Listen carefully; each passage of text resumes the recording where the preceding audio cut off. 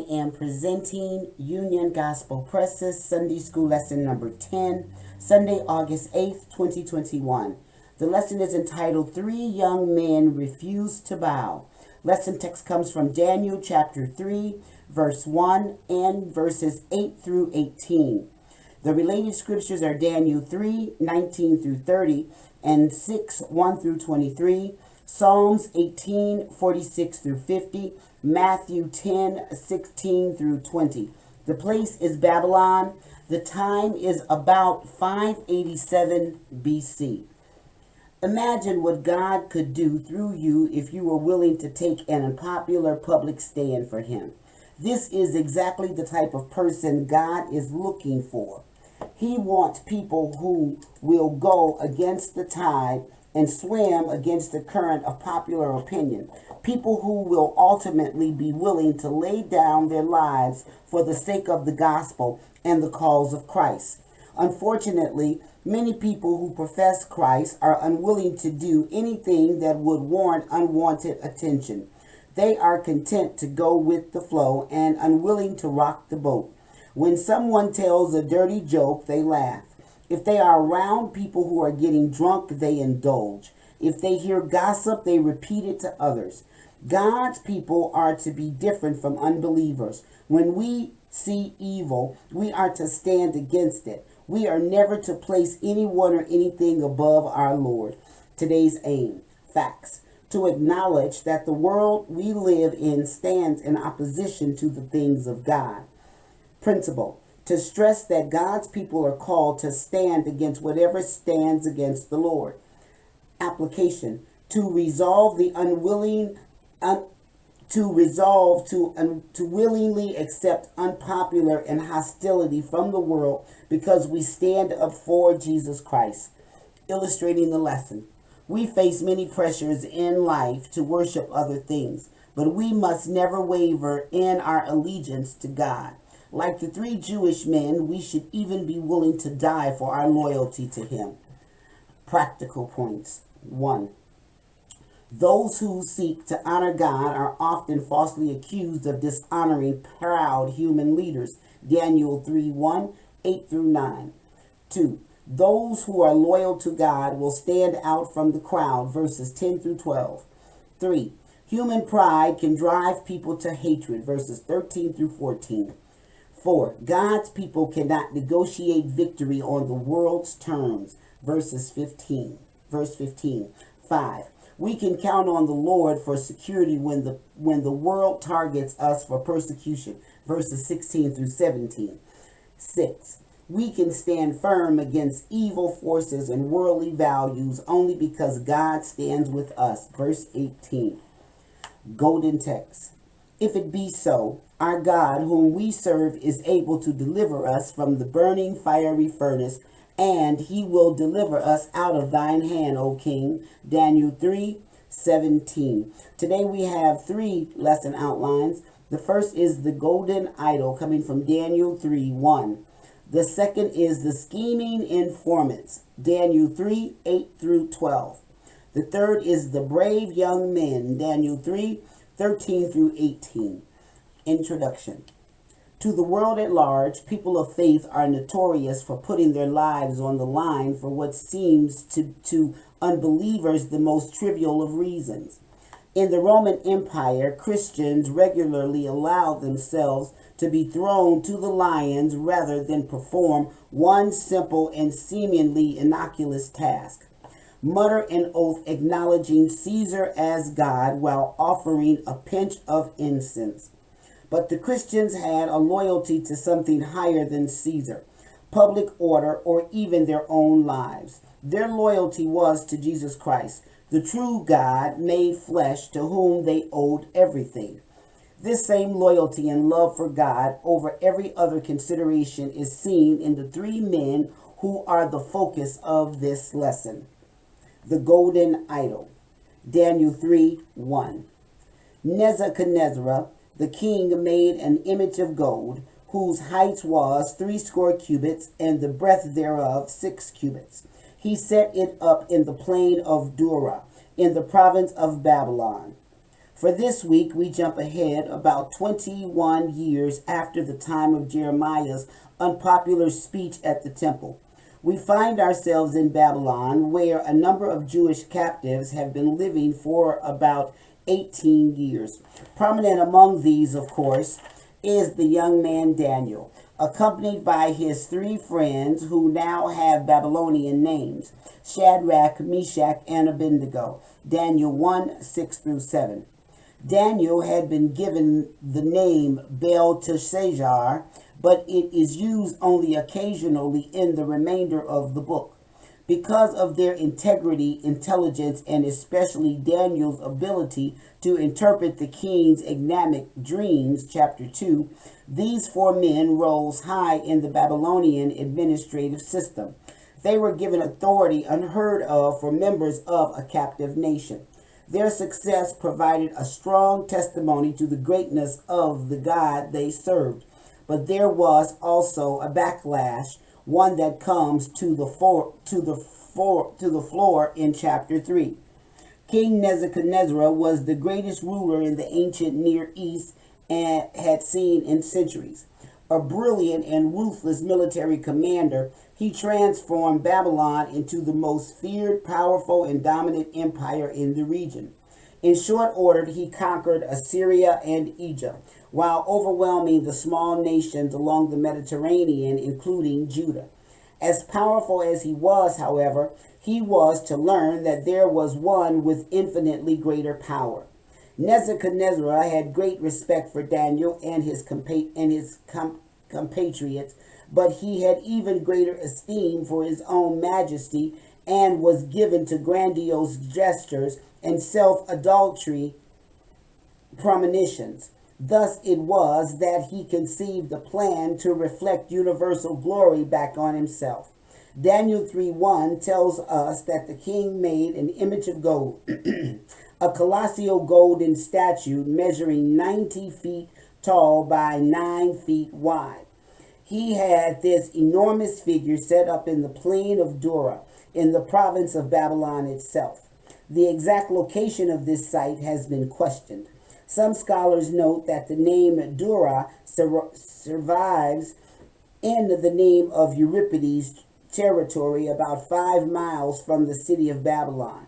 It was undoubtedly set up in a prominent spot, but it could be seen from a long way in all directions. Did this image depict one of the Babylonians' gods? The chief one being Marduk, or perhaps Nebuchadnezzar himself. We cannot say for certain, but its nature was clearly idolatrous. According to the king's decree, loud instrumental music would be played at the dedication ceremony, to which people from far and wide were summoned. Upon hearing the music, everyone was to fall to the ground and worship the king's golden statue, verses 2 through 5. It was a loyalty test of the most brazen sort, and the penalty for not participating was uncompromising: immediate incineration in a blazing furnace, verse 6. Verse 7 informs us that, not surprisingly, compliance was swift and virtually total. When the music sounded, people of all nationalities and languages bowed low to the ground and worshipped Nebuchadnezzar's golden image. The music was likely played repeatedly at various intervals. There was a chink in the universal worship. However, a tiny handful of individuals, 3 to be precise, stood out conspicuously from the cowed masses. The scheming informants, verse 8. Wherefore at that time certain Chaldeans came near and accused the Jews. Verse 9. They spake and said to the king Nebuchadnezzar, O king, live forever. Verse 10. Thou, O king, hast made a decree that every man that hear the sound of the cornet, flute, harp, sackbut, psaltery, and dulcimer, and all kinds of music, shall fall down and worship the golden calf. Verse 11, and whoso falleth not down and worshipeth, that he should be cast into the midst of a burning fiery furnace. Verse 12. There are certain Jews whom thou hast set over the affairs of the province of Babylon, Shadrach, Meshach, and Abednego. These men, O king, have not regarded thee. They serve not thy gods, nor worship the golden image which thou hast set up. The preliminaries, Daniel 3, 8 through 11. Most politicians today are pleased with the approval rating of 51% and absolutely thrilled if they get as high as 60%. Nebuchadnezzar, however, would not tolerate anything less than a full 100%, and he had advisors who were quite happy to take advantage of that. It was not long before a gaggle of these advisors marched in with some important news for the king. Verse 8 calls these advisors certain Chaldeans. This term, spelled Chaldeans in Genesis through Chronicles, is used more than 150 times in the Bible, but it meant different things in different eras. Initially, the word seems to have indicated one of the Annette ethnic groups in the regions of Babylon and Sumer. Notably, Abraham first lived in Ur of the Chaldees, Genesis 11:28 and 31. Over time, the Chaldeans became the predominant component of the Babylonian Empire. In Jeremiah and Ezekiel, Chaldeans is usually synonymous with Babylonians. Within the empire established by Nebuchadnezzar, however, the term Chaldean seems to have taken on and added a more specific meaning, referring to the learned class of priests, musicians, and astronomers.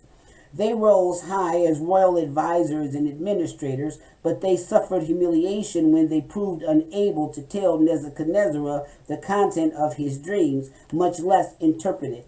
Daniel 2, 1 through 10. To have been shown up by Daniel in this regard, verses 47 through 49, no doubt rankled them in the extreme. These men, who must have been filled with resentment at the favor shown to the young Hebrews, and looking for ways to cut them down to size, had found their opportunity. They came into the king's presence and accused the Jews. 3:8. The text at this point uses Jews in a seemingly general way, but it becomes clear that the advisors had specific individuals in mind. But first, the accusers had to follow protocol and tender the prerequisite flattery, "O king, live forever." Verse 9 was the standard form of addressing the monarch. It was similar to God save the king, but perhaps with more emphasis on the king's own preoccupation with his supposed immortality. To set their case on solid footing, the advisors evidently felt they had to repeat to the king the content of his own decree, right down to the full list of instruments used in calling for the worship of the golden image. Verse 10. The instruments named here were obviously somewhat different from what the terms had come to mean since. The important aspect is that it was an impressive assemblage of musicians. The advisors also found it necessary to remind the king of the penalty for failing to answer the orchestral call to worship. Nebuchadnezzar surely had not forgotten this, but they helpfully brought it to his attention. Anyone who did not bow down to worship the image was to be thrown into a burning fiery furnace, verse 11.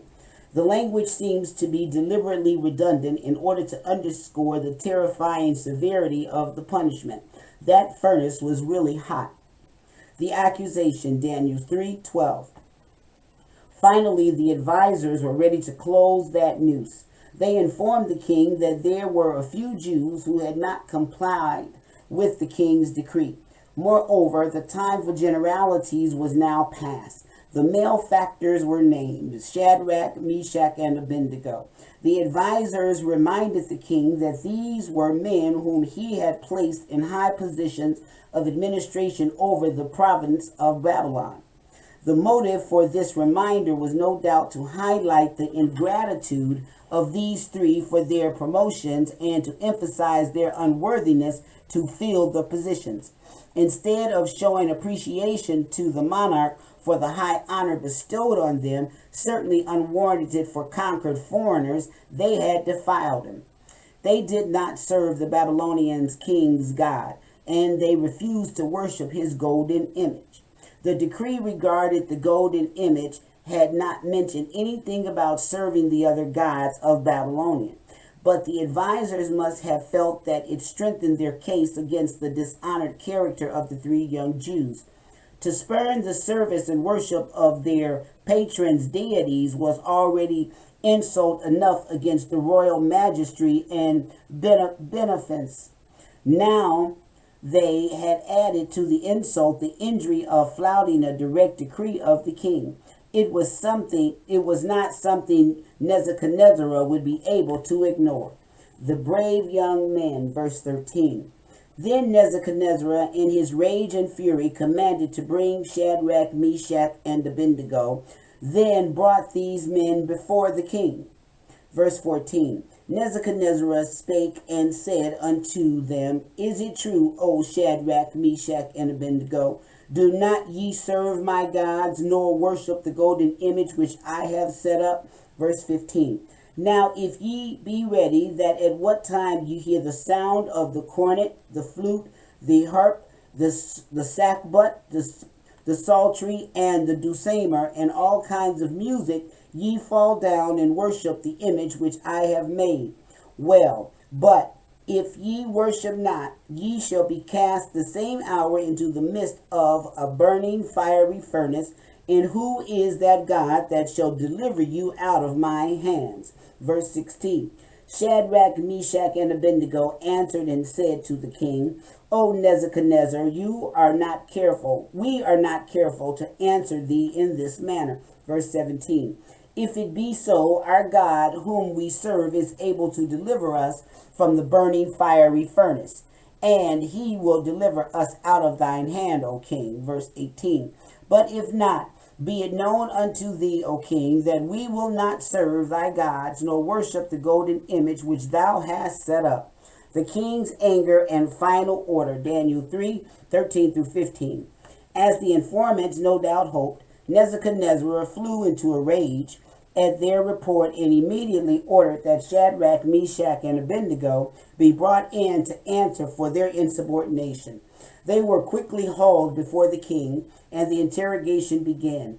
This is a good point to deal with the question that often comes up with this passage. Where was Daniel? The fact that he is not mentioned once in this episode is puzzling to many. Why was he not accused before the king as well?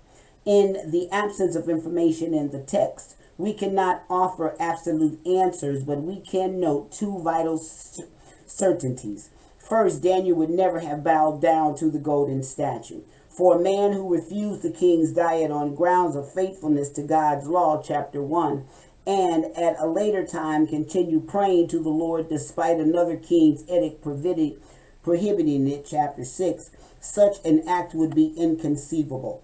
Second, the advisors certainly would not have missed a chance to entrap Daniel along with the other three men.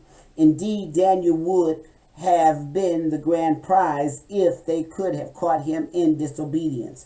They would have pounced on him without hesitation. The most reasonable answer, then, is that as one of the highest and most trusted officials in Nebuchadnezzar's court, 248, Daniel presumably made regular trips around and beyond the province in overseeing the king's business. We can justifiably conclude that he was away from Babylon at this time on some matter of official import. If he had been present, he undoubtedly would have taken his place with the three men now facing the enraged king. Nebuchadnezzar seems to have found it difficult to believe that anyone would dare defy his decree, especially these three whom he had so generously favored. He therefore asked whether the report was true. Had they really refused to serve his gods, in particular to worship the golden image recently set up? Without waiting for the answer, the king decided to show his magnanimity once more. All they had to do was bow down one time when they heard the music playing again, and all would be well. But if they refused, there would be no further appeal. They would immediately be thrown into the blazing furnace. The king ended with the challenge: what God would be able to rescue them from his power? The faithful men's resolute stand. Daniel 3:16-18. The initial reply of the three men, all are included as answering, but it is likely that one served as spokesman, was bold and perhaps a bit cheeky. They told the king essentially that they did not owe him an answer in the matter at hand. Then they proceeded to answer the final challenge he had just uttered. Nebuchadnezzar had asked what God could possibly save them from his death sentence. They declared to him unambiguously that the God they served was fully able to rescue them from the blazing furnace. Not only that, but they were also confident he actually would do so. And he will deliver us out of thine hand, O king. Verse 17. Such confidence was surely the last thing Nebuchadnezzar expected. Then the three drew their line in the sand. By faith they fully expected that God would deliver them, but they informed Nebuchadnezzar that even if he chose not to do so, they would not be serving the king's gods or worshiping his golden statue. After centuries of Israelite dolence with idolatry, here were three men who flung idolatry to the ground in the face of gruesome death. We would not be too far off the mark to call it the nation's finest hour. What happened next is well known. The three men were similarly tied up and thrown into the midst of the fiery furnace. But instead of being consumed, they enjoyed the fellowship of a fourth person, probably the pre-incarnate Christ himself, all of which was witnessed by an astonished Nebuchadnezzar. At his much more humble given command, they emerged unscathed from the furnace, bringing honor to themselves and glory to God, who is indeed able to save his people according to his will. Questions. 1. What motive did Nebuchadnezzar have in putting up his golden image? 2. To whom does Chaldeans refer? Daniel 3:8. 3. For what purpose did these advisors come before the king?